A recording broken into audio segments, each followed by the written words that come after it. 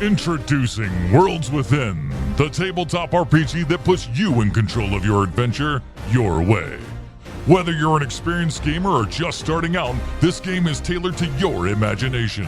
In Worlds Within, you can be the silent hero with magical music, a genetically engineered super soldier battling through a grim dark universe, or even a humble rancher facing a quirky Armageddon of farm animals.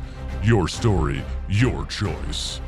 With simple rules and limitless possibilities, it's designed for 2 to 5 players and works with any setting or character.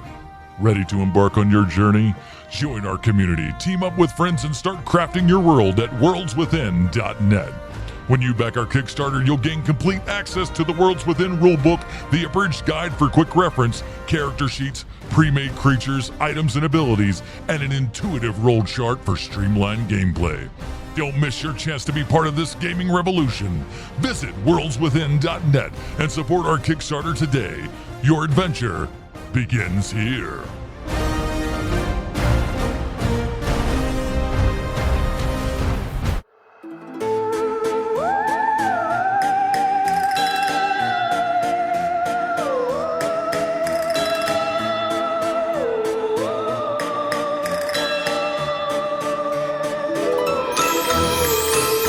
Ladies and gentlemen, welcome back to HMP. I hope you've waxed the top of your delivery van because on this episode, we're reviewing the Werewolf classic Teen Wolf from 1985. I'm Adam Porterson. Joining me today, he's currently in the bathroom having an existential crisis. Sweet Johnson Kovacs from the internet. Don't come in, Dad. And he's gone from looking like Scotty to looking just like his dad, Bruce Leslie.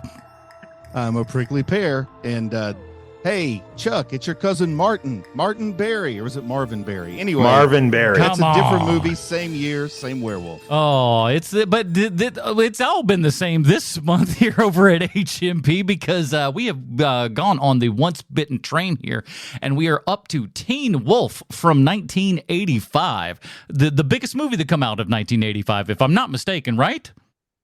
Oh wait, no, that was the other Michael J. Fox movie. Yeah, I that was apologize. the other one. Bright Lights, Big City, right? Man, 1985, Michael J. Fox just getting it done On fire. Unreal. We'll get to all of that good stuff. But before we do want to say a giant thank you to the people that support this show over at patreon.com/HMP. Those people get pre-show, post-show, Dinger Zone, and you guys help support this program. And one of those supporters over at patreon.com/HMP has started a little Kickstarter himself. Go check out Worlds Within, as you heard at the promo at the top of the show. This is a new tabletop RPG, and I don't want to get too far into too much of the stuff, but they're doing some great stuff over there. I'm going to back this thing. They're about 25% up funded right now and everything. And especially if you're into RPGs and stuff like that, they've got some really cool rewards in with this system and stuff like that. I want to get one of the ones with the books in them because like Hey, the Adam, little where hardcore did you books. get, speaking of Worlds Within, in that commercial at the top, where did you find that voiceover talent? Oh, that was just some local jerk named Adam.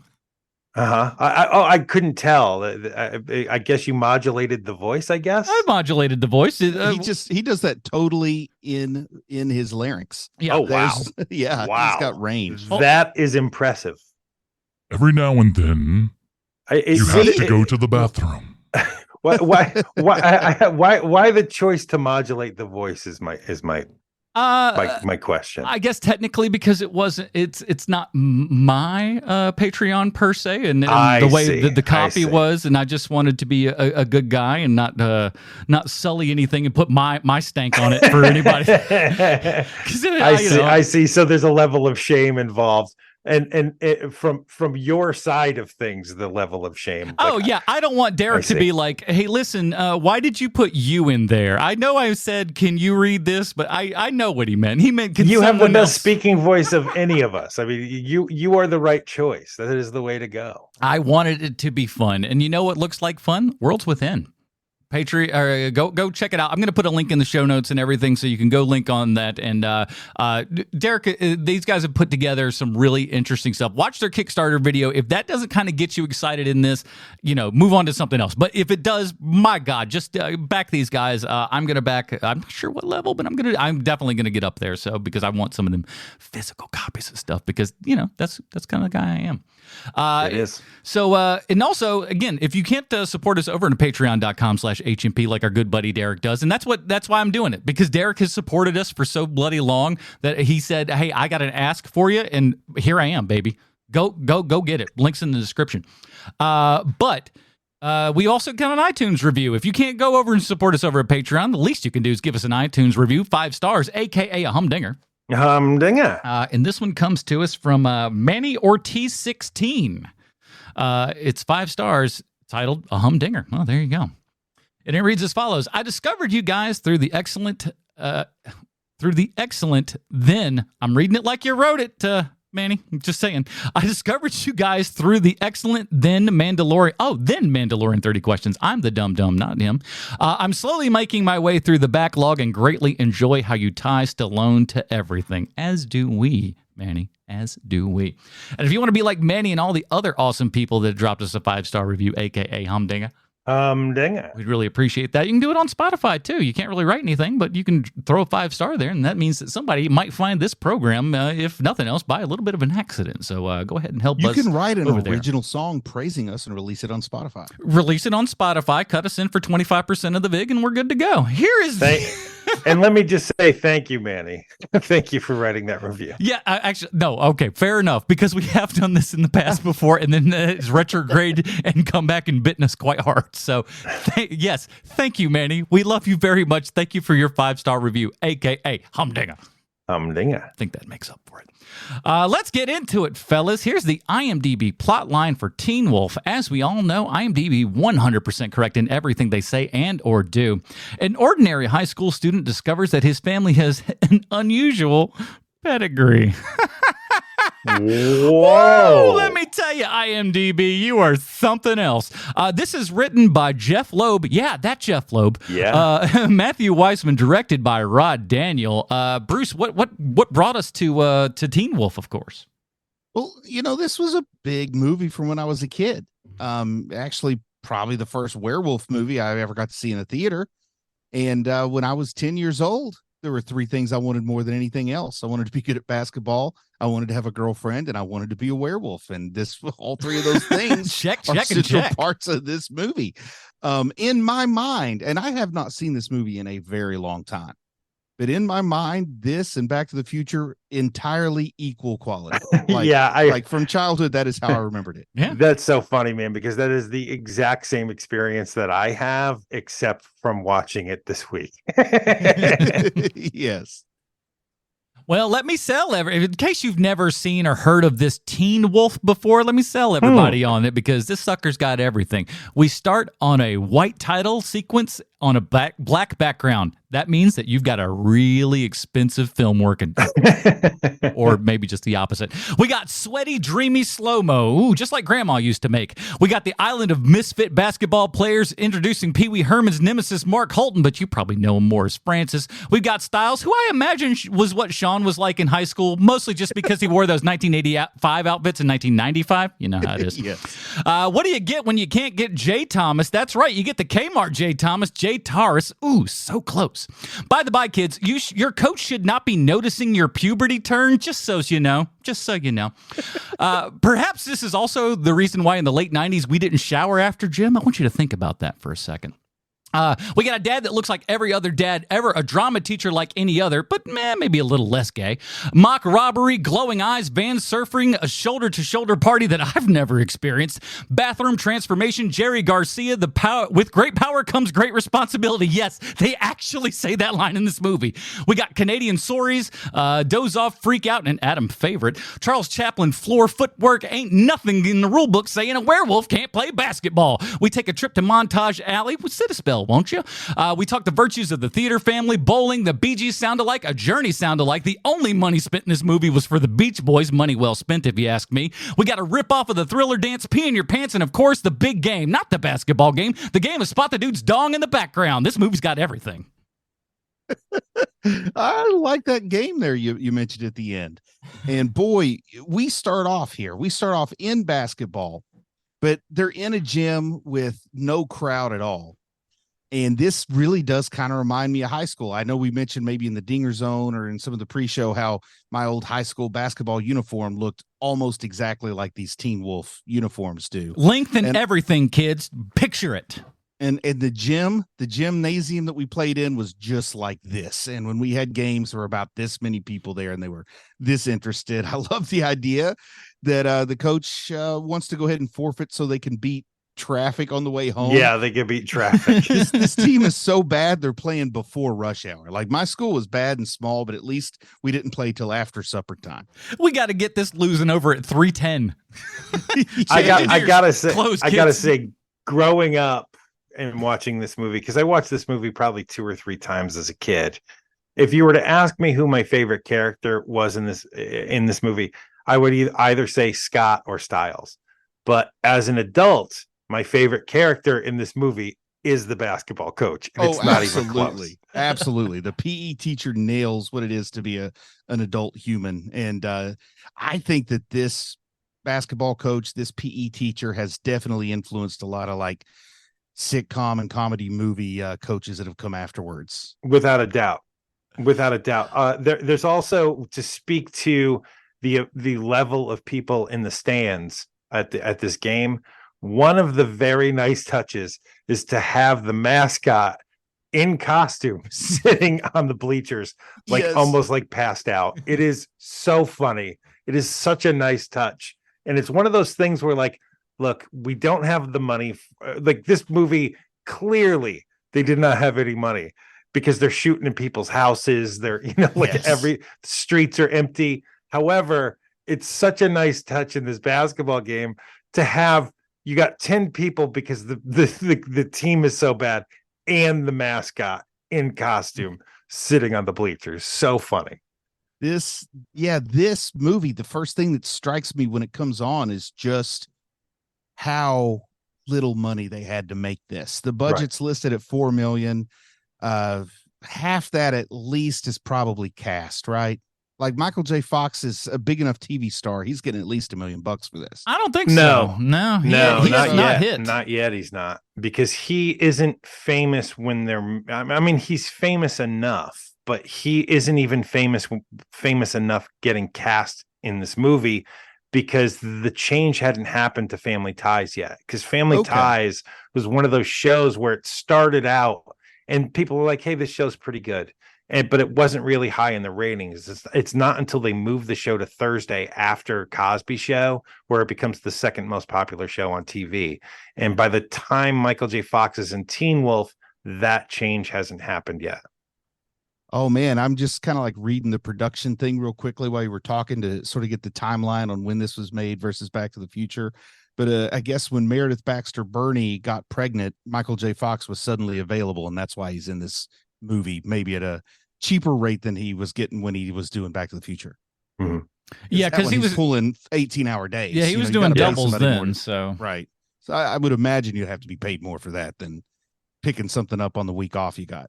Where did you guys? How did you see this movie this weekend? It's on HBO Max or Max or whatever it's called. That's where I watched it. Because that's where I saw it too. And what I can't figure out is why the quality is so bad on this movie. I don't know that this is ever real. Like, to my knowledge, it got a 4K release. Did it?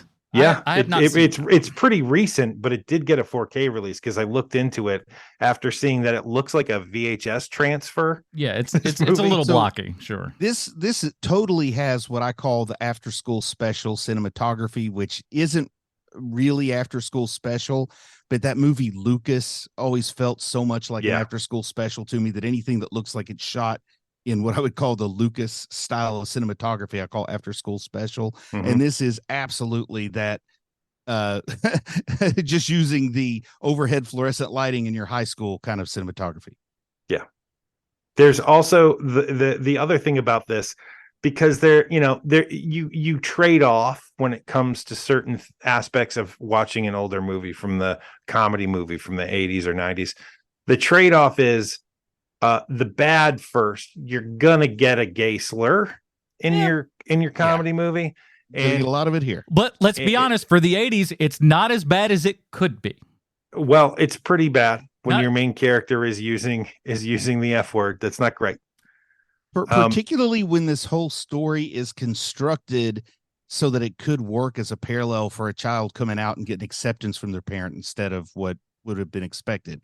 Like, I feel like that somebody wrote this story and then somebody else punched it up, and the person who punched it up missed the point from the person who wrote it. Right. Jeff Loeb, you missed the point. I mean, to me, the point of this movie, just from the direction, seems to be about fathers and sons. The kind of seems to be what this movie is. And of course, puberty. And, well, of course, because every werewolf is just an allegory for boners. Yeah. But what I was trying to get Not to is ginger that snaps, but we'll get there next week. what I was trying to get to is you have the trade-off of, you have gay panic happening, but the trade-off, the good side of this, is you got 35-year-olds in high school, which is my favorite thing about movies of the time. So Styles, I had a cousin whose name was actually Scott. And whenever we would play Teen Wolf, he would still insist on being Styles, despite having the name Scott. Now, I'm not arguing, because you don't have to dig real deep into my psyche to know that I was going to identify with Scott in this movie. But my cousin honestly thought, like, Styles is what cool people are like. Oh my God. And even at 10 years old, I knew Styles was definitely not cool. No. Like, he's trying too hard. And this movie shows, like, he comes through with the keg, where if this is Fast Times at Ridgemont High, everybody's high-fiving him, and he rolls in, there's already a stack of kegs there. Like this movie does have a depth to the story that you wouldn't expect for how poor the character development is. Does that make sense? Because there's like almost no character development here. This is a morality play in 3 acts. You can tell Jeff Loeb wrote the core of it, but I'm not complaining, because it just works so well on so many ways as a first time thing. And when I say a first time thing, I don't necessarily mean it's the first time it ever happened in a movie, but it's the first time it happened in a movie that kids watch the way we watch Teen Wolf. All right. So archivists and historians can point out where everything I say is wrong here. But to me, it felt like this was the first time I see a werewolf who is actually maintaining his human psyche and ability to talk and can transition so smoothly. Like, to me, that was the first time, which suddenly takes the werewolf from a monster to a superhero. It goes from something to be afraid of to something to aspire to, because I made the joke about wanting to be a werewolf when I grew up. I never wanted to be a werewolf until I saw Teen Wolf, and then that's all I wanted to be. It made being a werewolf cool. I mean, because obviously I'm a little younger than you guys, so like I didn't see this obviously till video and everything, but I must have watched it a gajillion times. This Oh, really? Yeah, this was one of my favorite movies growing up, and again, it's interesting coming from a kid who was scared of everything. So, but this movie isn't scary. But exactly, so I get it. exactly. Yeah. The movie's not scary or anything. So it was horror that was safe enough for me, Gotcha. And again, also being a very young kid at the time, and like there were some awakenings for young Adam with a lot of this thing going like, okay, all right, okay. Let's the drama scenes made little Adam sit up and go, oh, okay. This is interesting. I like this. What is this? And we haven't turned back since, I suppose.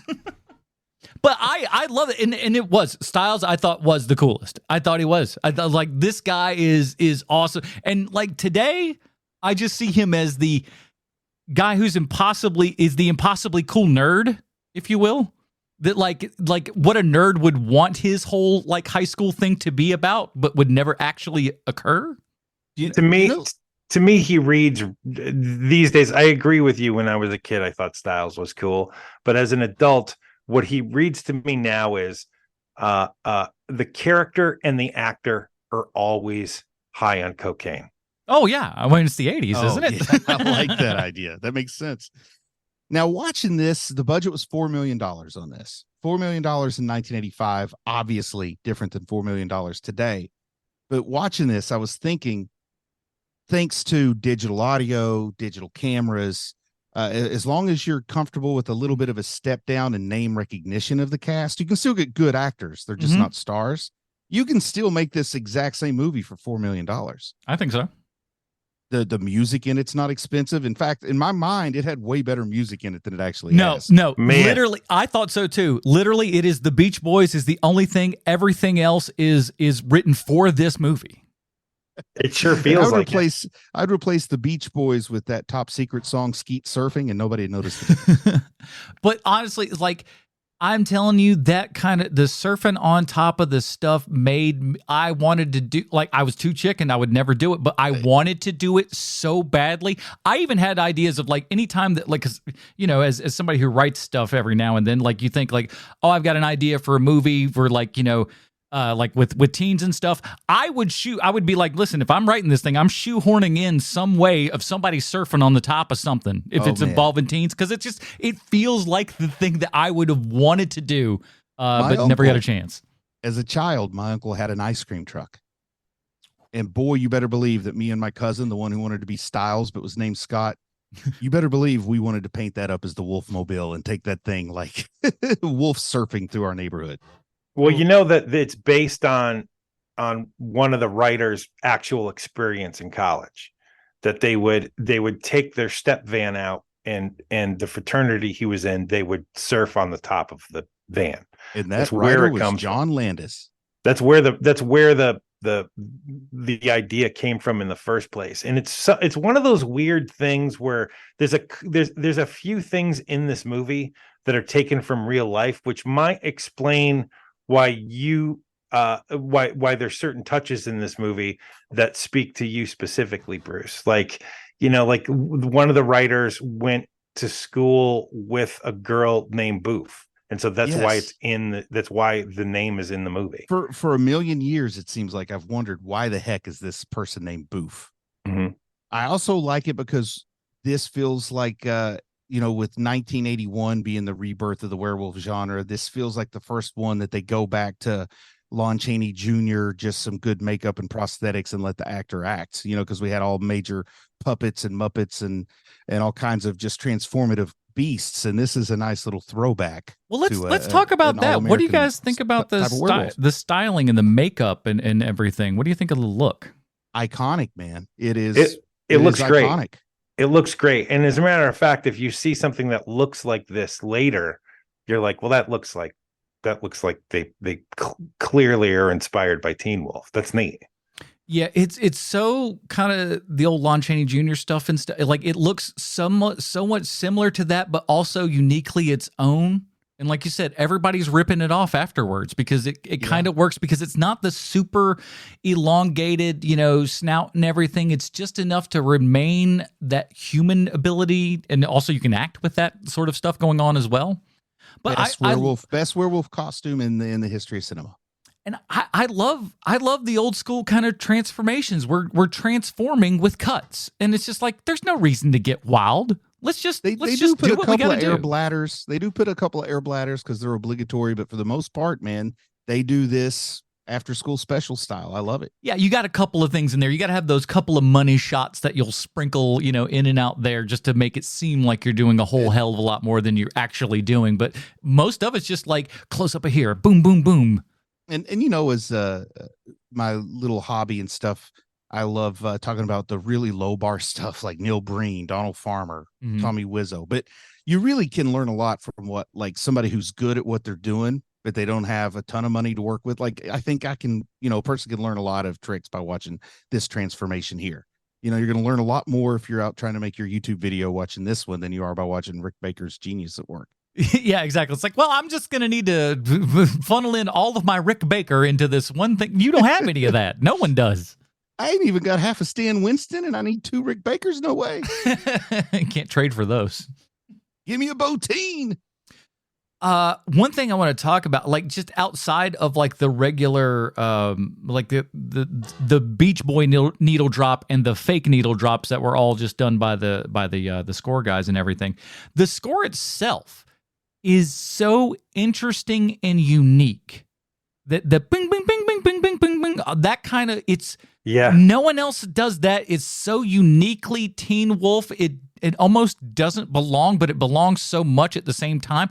And it shouldn't work, but I like it so much because it's very odd. Nothing else sounds like that. What do you think of the fake Randy Newman song in the middle of the movie? That's why I was sitting there. I Shazammed that bad boy to try to be like, because this is clearly Randy Newman, and it's not. I'm like, no. And when you listen to it, no, it's somebody doing Randy Newman who's clearly writing something for this movie. Yeah, and it's like listen, not for nothing, There's but it's also as a good as song- Randy Newman. I'll say it. there's a song on the soundtrack, and the performing artists are listed as the Wolf Sisters, and that is some studio musicians that did not want their name anywhere near this thing. Oh no! You're not putting me on that one.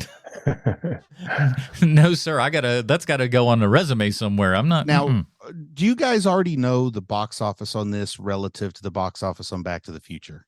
I know for the month of August, Back to the Future was in, and that's August is when this movie came out. Back to the Future came out in June or July, and had been out a couple of months. It was still eighth week is when Teen Wolf comes out. Still number one at the box office. Teen Wolf comes in at 11 for the entire month. I can't speak for the individual weeks, but Teen Wolf debuted at number 2, behind Back to the Future at number 1. So that's just the opening weekend. Yeah. Mm-hmm. But in my mind, these are simultaneous phenomena to the kids in my elementary school. Like this, we're going back to school from summer break, and we're all riding high on Back to the Future. Next thing you know, you hit us with the Teen Wolf, and we're all just Michael J. Fox to death. I think you could almost even start thinking that those movies are connected or intertwined or something if you're at that age where you just it all amalgamates into one film. I'll just say I never met somebody who saw one and didn't see the other. Right. But Teen Wolf did $30 million at the box office on a $4 million budget, whereas Back to the Future did closer to $400 million. Mm-hmm. So I don't know what it is about my perception. I never realized that Back to the Future had 15 times the box office. Well, your perception is that you were a child. So, I mean, very true. I mean, that's why even sort of the cultural significance, it stuck around in our memories as being better than it was. Oh, I think that I think that the telltale sign of something enduring far longer than another piece of pop culture is how often is that thing referenced? Like you can reference Back to the Future without ever having seen the movie. Whereas with Teen Wolf, that's damn near impossible. Yeah, I think that's a good, valid argument. Yeah, because it's one of those things too that's just I'm trying to think, and I'm sorry I was silent there, kind of contemplating everything. The closest thing really to I just start saying it and people know exactly what I'm talking about and where it comes from is if you talk about the 3 things you need to know in life. Yeah. And that's it. I can't think of anything else that's terribly quotable. Even though I remember a lot of the moments, like you remember the surfing on the van, you remember the Civil War era werewolf. I mean, you remember a lot of this stuff, but the lines, it's only the line from the coach there. Yep.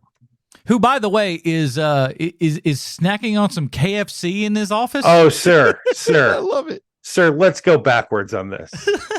Because when Scott goes to talk to the coach after that first game, and the coach, for some reason, is shaving after the game is over. Yeah. It is such a bizarre choice. It is so funny. He's eating KFC in the coach's office, and then later on, he's eating an egg on the court where he's throwing the shells on the ground. He's eating a hard-boiled egg, and he's that shelling. Is the weirdest, but all like that is something where I feel like Tarsus just showed up on set and saw a hard-boiled egg at craft services and started ad-libbing that. There's no way anybody planned for that. It's such a bizarre, funny, great choice, especially for this character who's from outer space. Like I just love every single time he's on screen. If it's him and Michael J. Fox in the same scene, the entire thing is just elevated, and it's like, oh, I'm watching a real movie. And then there's times where you're watching the movie where you're like, well, I'm clearly watching something made for no money. Like some of the stuff with the coach, I feel like this is outtakes from Better Off Dead. It's so good. It's just so good. Now, what did you guys think about the love triangle? And at the time, I think this was a little fresher to have the love triangle be a guy with two girls. It seems like so often it was the girl picking between the cool guy and the dorky guy. It's so crazy because one girl is a Playboy playmate, I believe, and the other one looks like my mom's best friend who was divorced and would sometimes say things to me that would make me feel weird. So I'm kind of getting like you're saying they're pretty equally matched. They're right on par. It's just a weird dichotomy that like I get that Boof is the unconventionally attractive girl, and so that's why he's able to look past her. But there's also something about that actress where she looks like she's 42 and has two kids. Like But I mean, as a guy who lived through 1985, if you're 4'7", you and there's a girl who's interested, you just take her up on it. What if you're Michael J. Fox? If you're Michael J. Fox in high school in this show, yeah, you absolutely need to pay more attention to Boof, because that's I mean, even as the wolf, it's still the best he can get. And the funny thing is like you just look at it and like, oh, you want to just smack this character in the face and just be like, this is the most obvious thing in the world. What's wrong with you, you big fat dummy? It's like this girl's obviously, this is your layup. This is easy. And like this girl actually wants you. The other one couldn't care less if you were on fire. And I like it that Boof is the girl that just comes over and plays a pickup game of hoops in the driveway with your dad on occasion. It's like she's not dropping any hints. She's around all the time. She shows up on your hey, porch, my guy. I want to show my boys, hey, if you're going to date somebody who'll drop by and keep me company when I get old and senile. Date somebody who wants to come hoop it up with your dad every once in a while. She's just looking for an excuse to be around. That's all it is. Can I tell you guys my crackpot theory on this movie after having watched it this weekend? Okay. I had never noticed this before, but Scott's mom isn't around anymore, right? And I think the way that the actor who plays Scott's dad is playing this movie, is playing this character, is that he accidentally werewolf killed the wife. You think he accidentally killed her? Yes, because there is a level of sadness that the actor is acting in this movie playing Scott's dad that really feels like something horrible has happened. Here is the conspiracy theory, the story behind the story that I've embraced, is that she died because a human woman cannot give birth to a werewolf without it just tearing her all up inside. And that way, both the father and the son have a reason to feel a little bit of guilt about her death. Oh, wow. That's an interesting enough idea. I like that. But I mean, we never, because part of me like would think, oh, maybe it's almost insinuated, but it's not, that the principal guy that dad kind of bullies there at the end and everything, that perhaps, maybe he something happened where she ended up dying on account of him, but that doesn't really happen. Now, what do you think about the generational kind of hatred that's shown here? Like you brought up the principal there. The principal's tough on the vice principal, I'm sorry, which is weird. The high school's got 7 students and they need 2 principals. But anyway, the vice principal was like, didn't like his dad. So now he takes it out on him. And I don't know if you guys grew up in small enough town, small enough school. I don't know that either of you ever went to the same school your parents did, but I did go to the same school my mom did. And sometimes I thought there was a little bit of that generational BS going on. Well, my brother and sister had to go, oh, you're Adam Portress's sibling? Okay. That's what my sisters got too. Yeah. But no, it wasn't family. It was more just reputational of the family themselves, and not really me. Let's be frank. But then, me too. Mark stepped up the game though. In middle school, Mark stepped up the game big time. We can't take away his victories for screwing up being sent back home from Washington D.C. He didn't listen to the show. Wow, that's that a hasn't big happened one. since that time I went and Spider-Man was swinging around everywhere. Yeah, he was on a school trip and they sent him home via Greyhound. He had to do something bad to get slapped on the bus. Him and his buddy got slapped on a Greyhound and drove home from Washington D.C. to Charlotte, and it was, let me tell you, that trip home I hear was uncomfortable. Yeah, he'd laugh at that story though. Wow. All right. Well, man. So here's the thing that really confused me the first time I watched this movie. It makes more sense now in adulthood. But whenever he decided he didn't like being the wolf anymore and he had to go back and be Scott, I thought that was the dumbest thing ever as a kid. Because once I'm a wolf, man, until every enemy I have has been smoten, there is no going back to human form. I got to win me some of them rings, I got to go to the NBA. I like how it is like Sean said, this is that morality play that's there. It's the whole time, and it's while a PG rated movie that would probably be PG-13 today on account of PG-13 didn't exist in 1985. Well, it's also based on the simulated werewolf sex. Yeah, there's a little some of that. The implied werewolf sex that has happened. Yeah, and that's one of those things where like I also look back and go, how did they let us watch a lot of this stuff with a lot of the things going on in this film?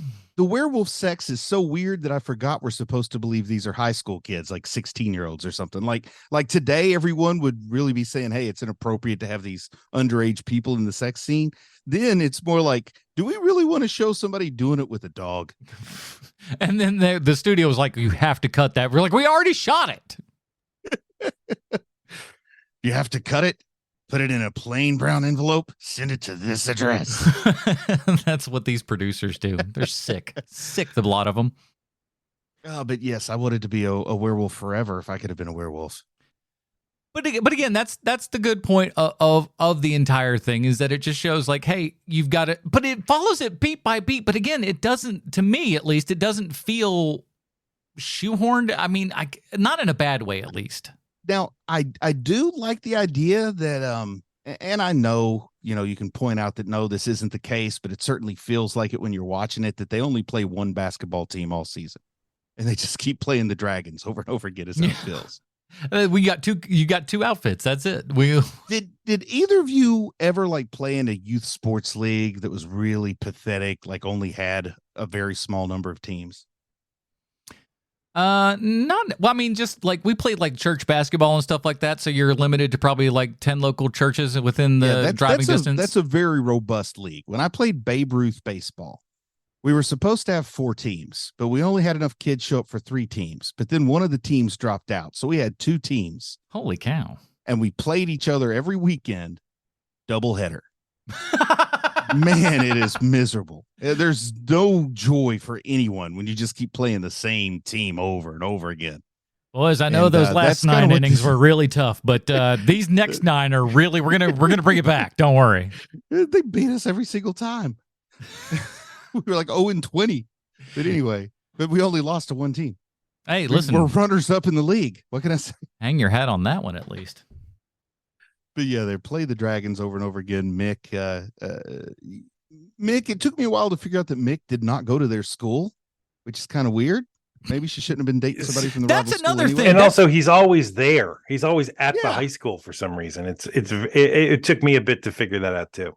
I wonder, is this intramurals? Like, are they hiding the fact from us that none of, like, you notice that even the good players don't really look like good basketball players? So maybe the secret is that these kids don't realize that it's all intramurals for this one school, that they're not a real team.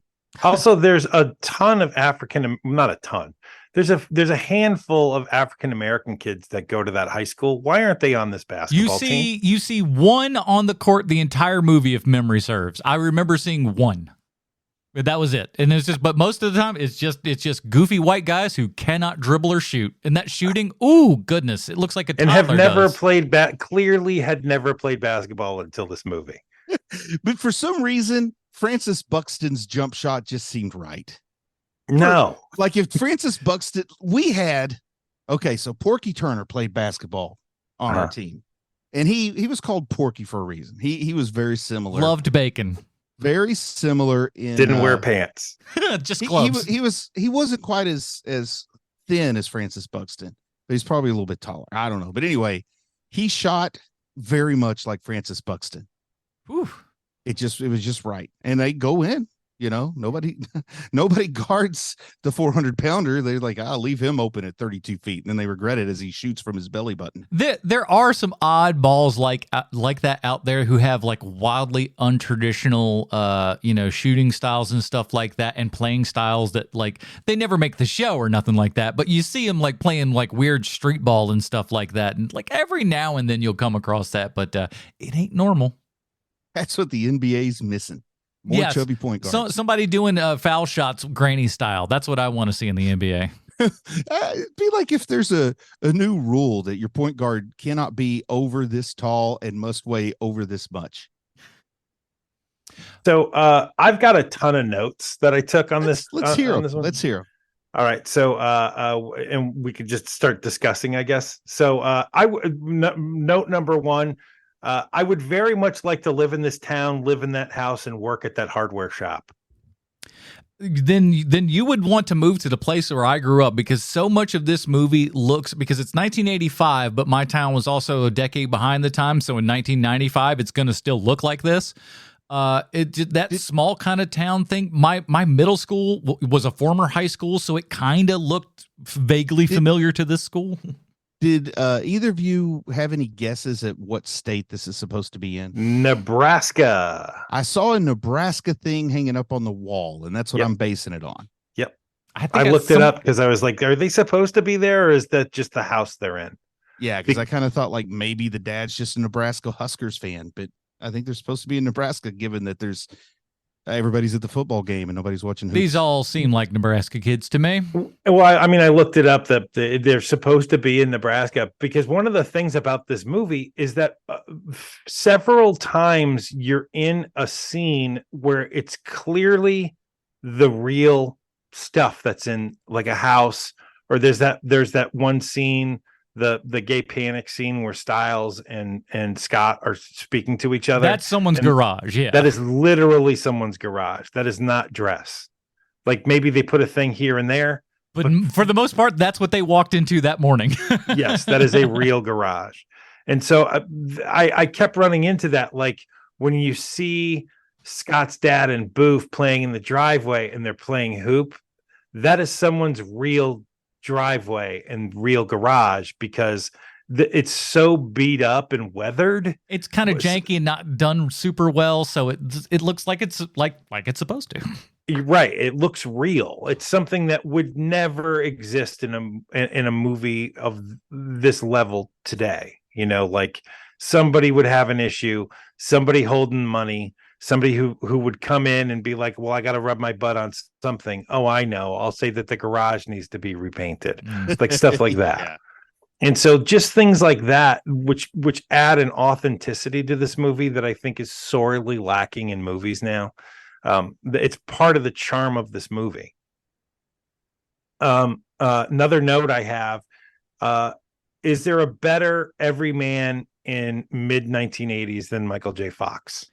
He's kind of perfect, because like he's what you want to be, but like he's not too good looking.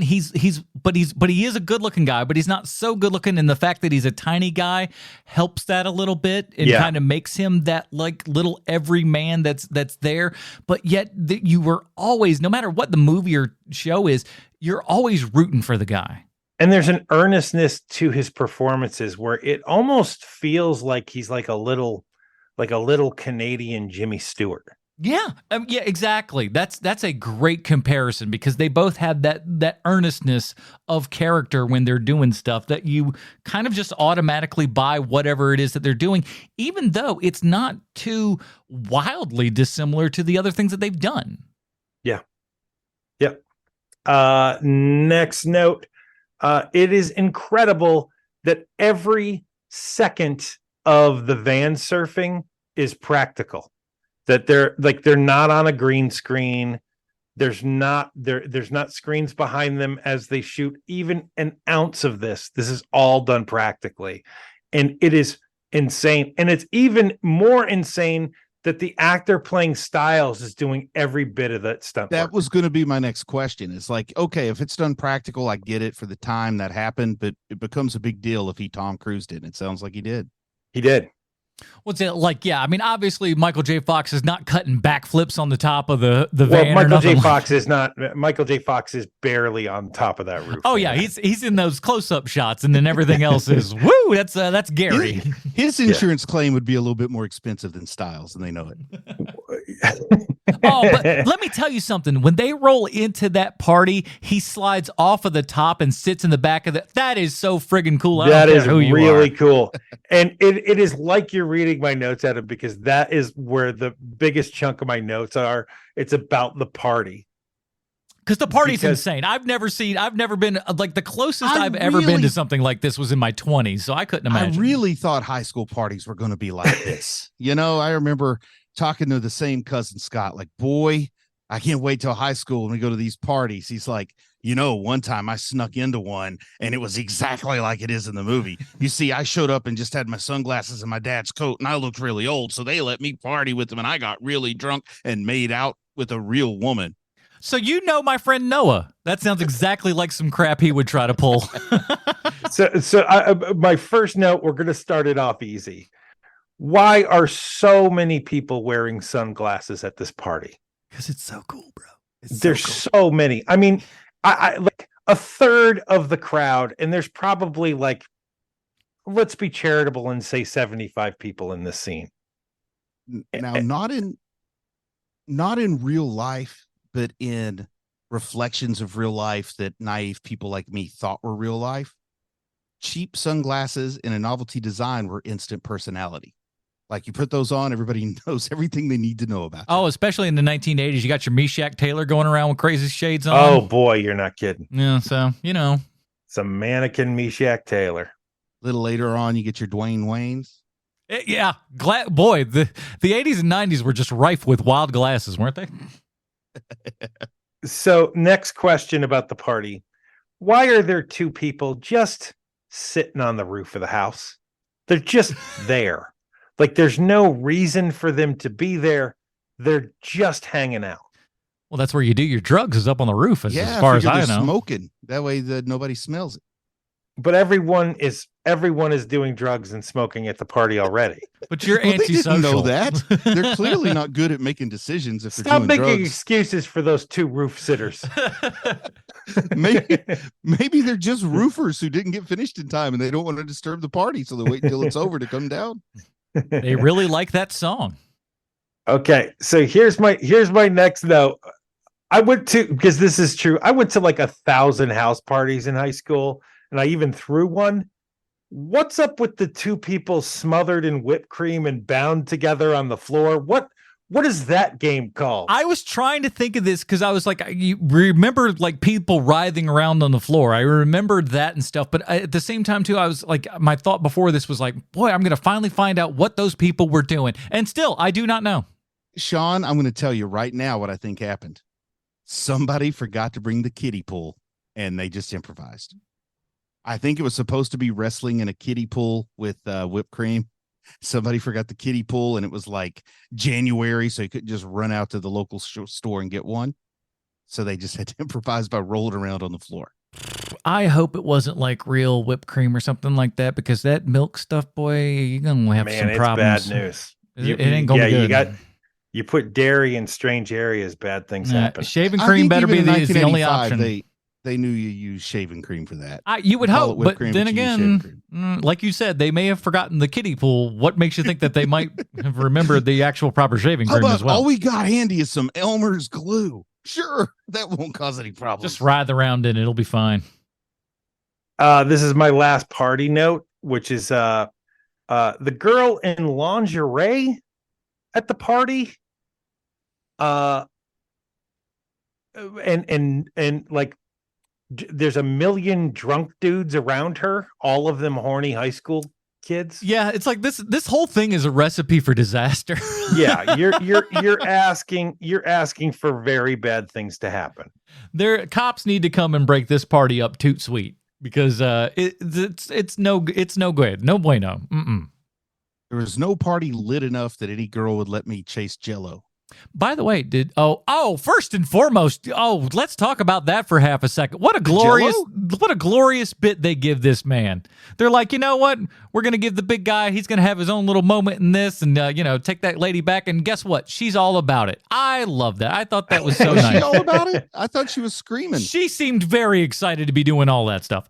I think she was supposed to be frightened by Disagree. She got his name. She was excited when she got that name and pulled over. He tried to play off like he wasn't. Trust me, them two got it on. Just based upon what I've seen. Good for Francis Buxton. I think he's, not too bad for that guy. So more notes here.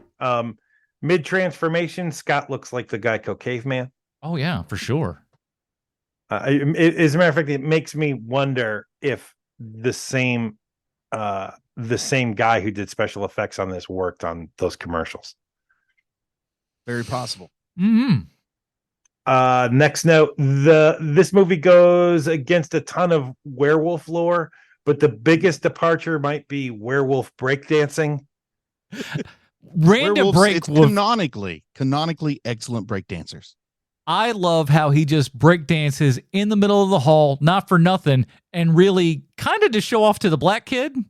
Yeah, because he's just like, "Hey, wasn't that slick?" And the black guy's like, "Hey, yeah, that's pretty dope." And then that's the end of the scene, and that's the only interaction with a person of color we have in this movie, I think.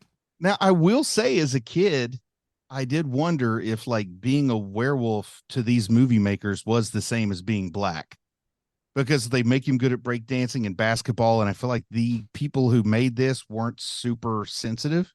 I don't know. I just think that was that maybe. I'm not saying it's not impossible. It's certainly possible, but I don't know that these guys have that kind of brain. Like, I think that they are so surface leveled. Like, this werewolf movie good. People like werewolf. Right. I think it's more of that. It feels more like werewolf as superhero, really. Yes, which is makes sense with Jeff Loeb, I think. Yeah, and I do like the Saturday Night Fever kind of reference there when he's getting the old disco suit on, which by that suit was not cool to anybody but me. That suit is so awesome. And I am sure he did his own hair in that because it looked terrible after he was finished with it. It's just like, dude, you look so much worse than you normally do. If I'm ever skinny again, I'm going to dress like a Teen Wolf at the dance every day of my life. Hey, listen, you can live your dreams right now, baby. You ain't got to worry about that. Also, I don't know if you guys clocked this or not, but most of the characters in this movie wearing Adidas.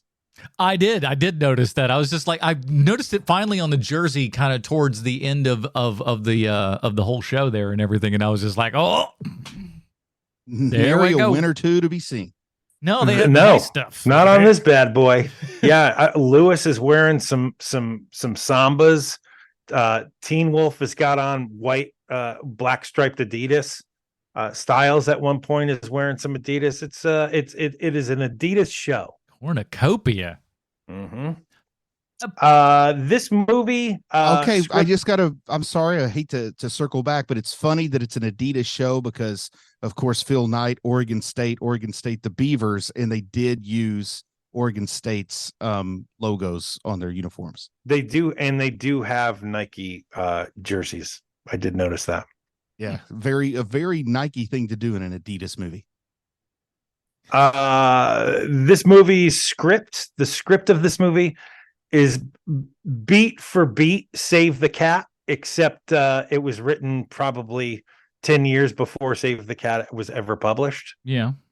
I mean, literally every beat in if you've ever read the book Save the Cat, which is basically it's the book you read if you have screenplays already written and you're trying to figure out what's wrong with your screenplays that are already written.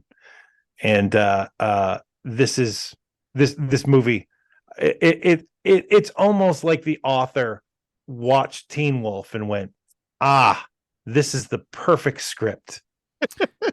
That's it. I love that idea. It does all the right things, exactly the right time that they're supposed to happen and stuff. Like you're absolutely correct. This is a screenwriting crash course of like, how do we get all of this information across? How do we bring the people along with these characters on this journey? And you're right, it's beat for beat, but like when it's done well enough, you don't care. screenplay, definitely less than 90 pages, I'd say. So very efficient. Yeah. I mean, you've got the turn at the end of the first act when he turns into the werewolf, and it turns out his dad is also a werewolf. That's the end of the first act. Like, it literally is just like bam, bam, bam. Dark Night of the Soul, bam. Like it's all of these moments are in Save the Cat, and it's just so crazy how beat for beat it is. Anyway, the line we already said: always get at least 12 hours sleep, never play cards with a guy who has the nickname of the city, and never go near a girl who has a tattoo of a dagger anywhere on her body. You stay by those rules, you got it made, kid. So it's all cream cheese from there. So spectacular. And he ain't wrong. Adam, this one's mostly for you. How badly did they want to recreate Thriller in at this school dance? So, and they just couldn't do it. When this was also a time where I thought someday when I was in high school, I could just randomly make up a dance and people would start doing it with me. How disappointed I was when that day came. Come on, participate. How much of your frustration with the way humans act is based upon you watching movies and TV shows and them not behaving like that? 110%. Is it really? I mean, it's my only interaction with people. When I grew up, I grew up almost like a feral child, alone, locked up in a can with the TV. Yeah, so much of it is that way. This isn't the Andy Griffith I know. What? But to me, I went back to this so many times as a kid, and it's funny. I don't think I'd seen it since I was trying to like put together the math and stuff, and I want to say 2005 was the last time I saw this movie. Because I remember also me and my brother had a front projector in our living room at the time. And so a 106-inch screen. So I'm watching Teen Wolf. And at that point, like at the end of the movie, I'm like, all right, everybody be talking about it. Let's see if we can see the dong. And so, then you pause and stuff and sure shooting. There we go. Me and my friends just took people's word for it. Well, listen, trust and confirm is what I want to say. You want to make much more reliable sources. I can just look. I got firsthand experience over here. But it's one of those things that you hear left and right, and then you go like, all right, let's see if this is real. And the funny part is like it's still, even back then, looked at like it does now, which is kind of crummy looking. I do want to see not for that particular reason, but I do want to see a higher res version of this anyways, because it's kind of crappy looking on the digital right now. Any experience from you guys with the animated show that was a spinoff, the animated cartoon? I guess that's redundant. I watched maybe 2 episodes of it as a kid and was like, not for me. I don't remember. I watched every episode. Probably didn't like it very much. I don't remember a single thing about it, but I was one of those people that I think I decided I was going to watch it, so I watched it. There was also a Wolfman Jack cartoon around this time where Wolfman Jack had a werewolf connection of some sort, and I think I preferred that one. I remember watching. I remember having watched the show, but never specifically anything about it. Just kind of like the general colors and ideas, if you will. What about Teen Wolf 2? Did you guys go to the movie theater to see Teen Wolf 2?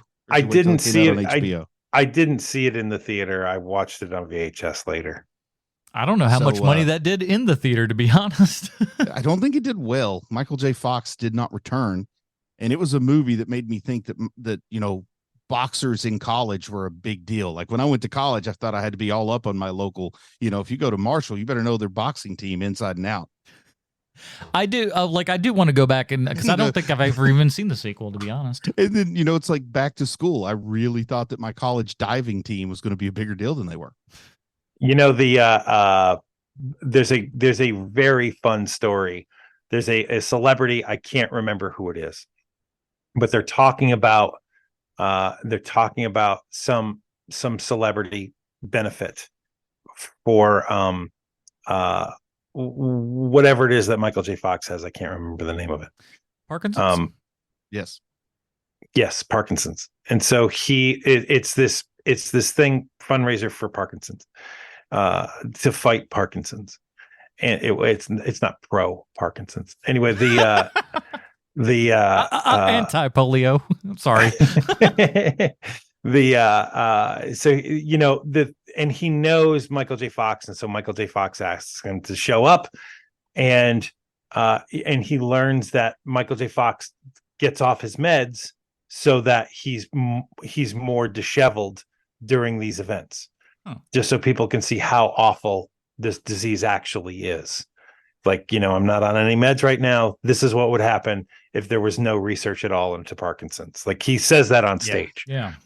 And as they're walking around, Michael J. Fox is showing him around, and he's having a tough time because he's not on his medication at the time of this story.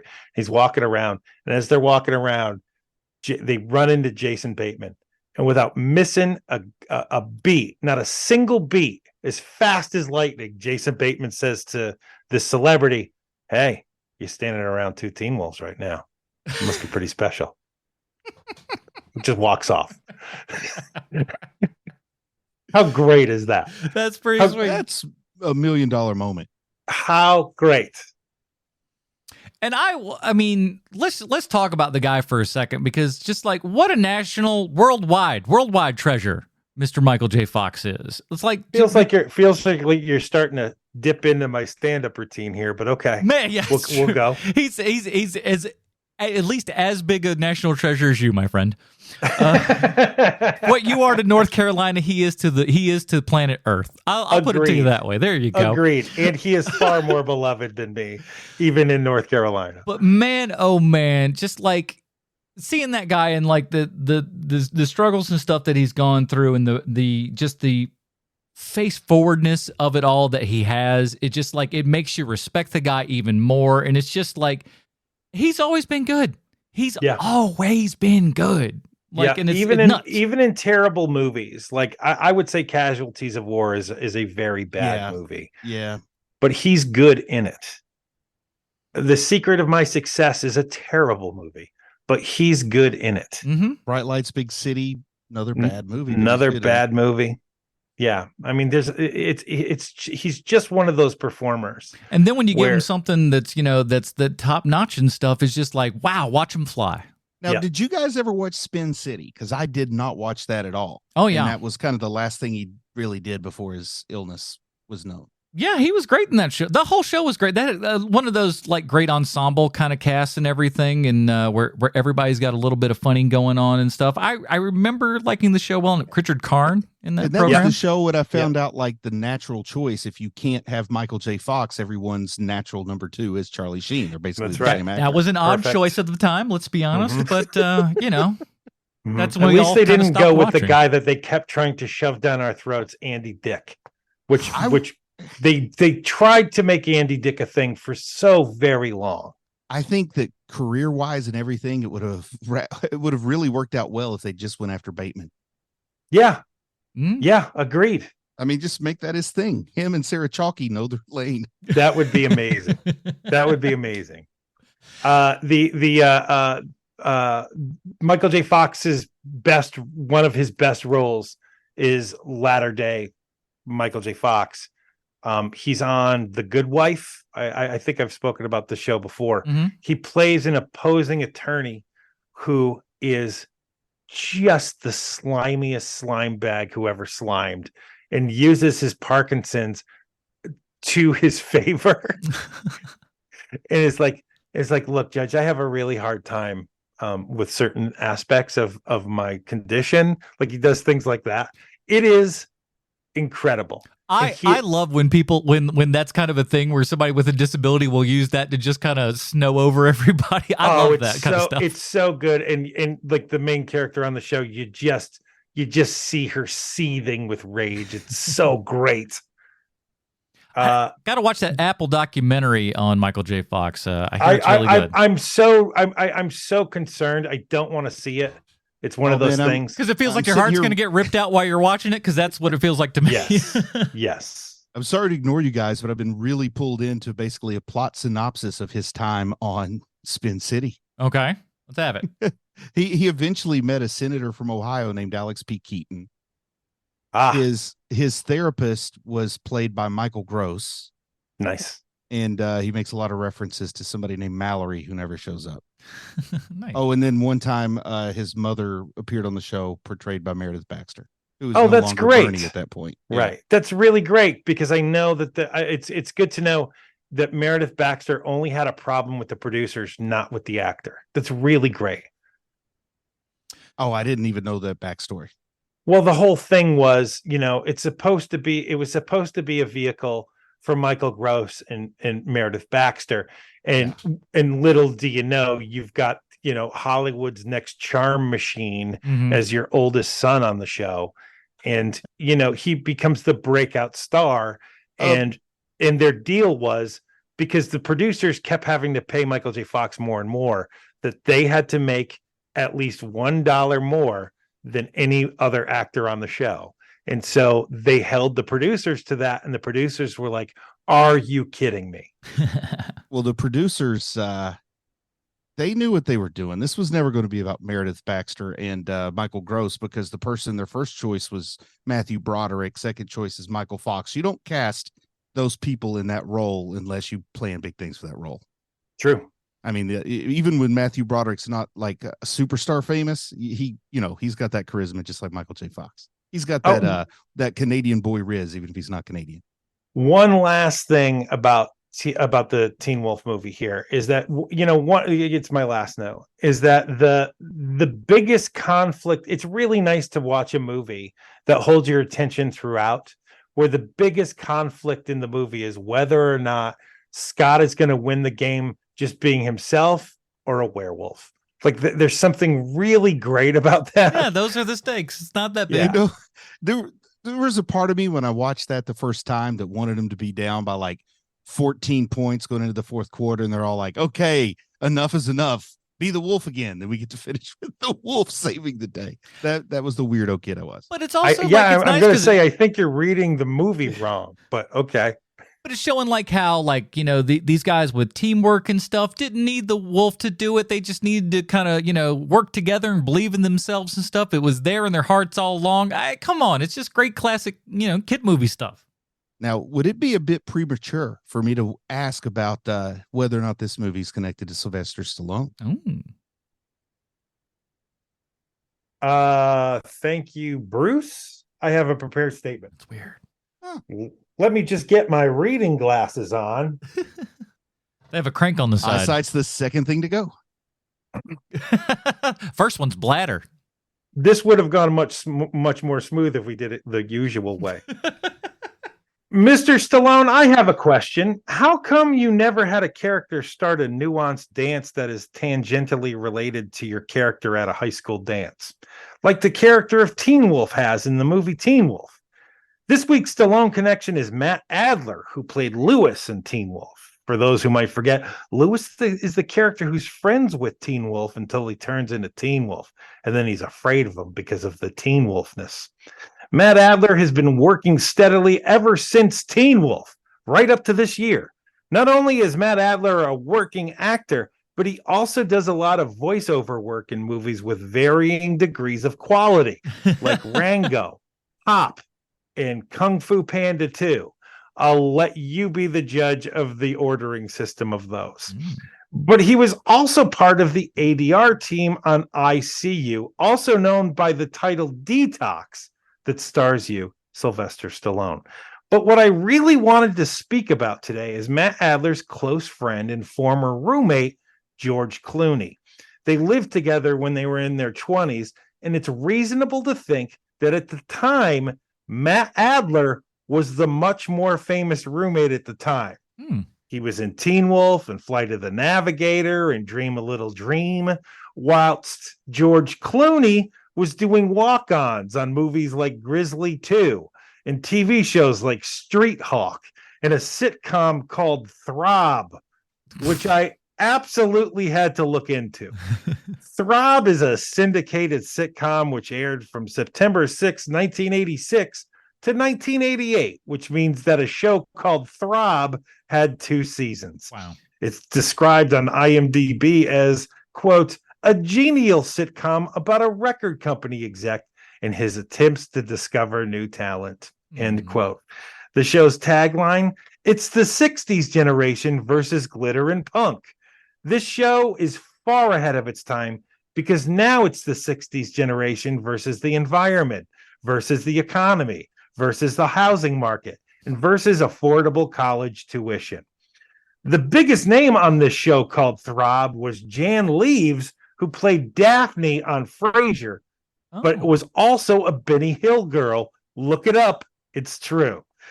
I have a sort of vague memory about the show Throb, so I had to go into an IMDb user review to get the scoop. And today's scoop comes from someone who calls themselves Stewart from 2000. And they write, quote, "A poorer man's WKRP in Cincinnati. No ground was broken here as the plots were formulaic and they were predictable, but it had a certain scrappiness," end quote. A poorer man's WKRP in Cincinnati? It's sort of like saying we're looking for a Jason Mantzoukas type, but even more of a scumbum. Or we want a Morgan Freeman type, but even more beloved and admired. Or we want a Matt Adler type, but even more average and whiter.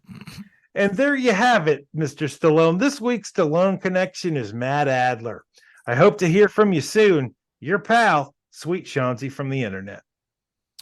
Oh, boy. Well, here at HMP, we got our own patented Robin rating system. Bruce, where does Teen Wolf from 1985 fall on the Robin rating system for you? You know, it's a great movie, man. It's one that everybody needs to see. Far from perfect, but it also feels like it is perfect because it's so far from perfect. Like it's not trying to be. This is a strong Tim Drake, if for no other reason than to see the lone movie performance of Jeff Glosser. I looked up the name of the guy who did the basketball stuff for Michael J. Fox. Strangely looks even nerdier than Michael J. Fox. He's currently a vice principal, believe it or not. But yeah, he was a Loyola Marymount freshman. He was a Loyola Marymount freshman and agreed to do the basketball scenes. So you got to just find a 5'2" guy who can ball. The secret is they got a bunch of 8 feet people to play around him, so he looks short. That's thinking. Sean, what about you? This is my favorite werewolf movie due to the time that I saw it. There is some gay panic in this movie. It is not perfect. It is, to me, it's a high Damian Wayne. I'm going Grayson. We're going straight to the top with this one. Whoa, man, you are a Michael J. Fox head. I am. I love the guy. I think he's great. He is that every man is just like, and somebody that I'm like, the opposite of in so many ways. It's just, but for whatever reason, it is that kind of, it's that every man. And I love you saying it, Bruce, is that Jimmy Stewart kind of quality. That was me. Or that was you. No, that was the Bruce. Second was it? No, it was Sean. I thought it was Sean, but I wanted to take away credit from you. I just wanted to take it away and make you mad. It used to not make me crazy until people started saying that they came up with stuff on the show that they didn't. No, well, listen, I'm not Bruce. Come on now. You did. You were the one who started it, Adam. Oh, come on now. You did. That seems like you're starting to. Anytime I did it, in my defense, I honestly believe it's true. I mean, no, I'm not saying it to steal it. No, I know. So is Adam. Adam wasn't doing it to be a conniving weasel either. He just was like, oh, I must have been me. I'm the one who came up with that. I'm the dumb. But listen, I like this movie. Like I said, I saw it a ton as a kid. It's probably been 20 years since I've seen it, but it still held up. It brought back so many memories, so many things that it just in the recesses of your mind that shaped so much of my childhood. And you're like, oh, this is where I got so much of this crap from. That's so cool. It's kind of awesome seeing that sort of stuff and reliving that yet again. It felt like turning on an old album and stuff, going like, so Adam, let me ask you this. Let me ask you this question. When you watched it, like, when's the last time you had seen Teen Wolf before this week? Yeah, I think it was like 2005-ish. Oh, so you were an adult the last time you saw this movie? Yeah. I see. Okay, because I had not seen this movie since like the 80s. Yeah, I probably had not seen it since. I'd say it's safe to say since I graduated high school, which was 92. Mm-hmm. And so having that, like, having it so in my head as this perfect movie, and then watching it today or watching it yesterday and having it not be so perfect and seeing all the things that are wrong with it. it usually doesn't get me, but this one got me of like, oh, this is not the perfect thing that I thought it was. To me, it almost had the opposite effect. I was just like, you know what? It's kind of amazing what they did with what little they clearly had. It's true. And like that, to me, this time watching it did make me kind of go, boy, they really had no budget for this, did they? They just didn't. There not much was in there, and they made with what they had, and with the tools that they had at their disposal. I think they did a pretty darn good job. Agreed. For what this movie turned out to be, they did an amazing job. This could be so awful. It really, really, you could look back on this and be like, Michael J. Fox, thank God that you were in that Back to the Future, because that Teen Wolf was so awful. You had to have something, usurp that and wipe that off the slate for you. But you don't really need that, because it's not as good as Back to the Future by any stretch of the imagination, but like it's in the pantheon of good Michael J. Fox films, isn't it? Yep. Yes, it is. I mean, it's a second only to Back to the Future's franchise. Absolutely. All right. So, Bruce, what are we talking about next week as Werewolf month goes on? Ginger snaps for the month that won't end. A month of Sundays. That's what it feels like. 5 full moon Sundays. But Ginger Snaps, the excellent Canadian female werewolf movie, or woman werewolf, or lady werewolf, girl werewolf. That's one that I don't think I've seen since the year 2000 when it came out. And maybe 2001. Maybe I saw it slightly thereafter. But I've never seen it. I think you're going to like it. It's very different. This is one that your girls would have probably liked at a particular age. Maybe they might like it now even, but it's very kind of a girl-forward werewolf film that like you won't quite see coming if you haven't checked this out before. So that's Ginger Snaps. That's out there now. We'll be covering that next week. Sean, where else might people find work on our internet stuff? We have got another podcast called 30 Questions, and it's usually revolving around something that's Marvel or Star Wars related. So check that out. Just type 30Q into your podcatcher of choice, and we shall come up. Indeed. We're not doing Loki 30 Questions right now just because there's just so much going on. But if our Patreon people would like, we might talk about that. If Bruce will watch a couple of the episodes, we might talk about some of those come one of these dinger zones. So patreon.com/HMP. Join in the fun, why don't you? That is it, everybody. Join us next week when we're talking Ginger Snaps. For Sweet Sean's and Kovacs from the internet, Bruce Leslie, I'm Adam Portress. Stay super, everybody. Bye, Marty and Evie.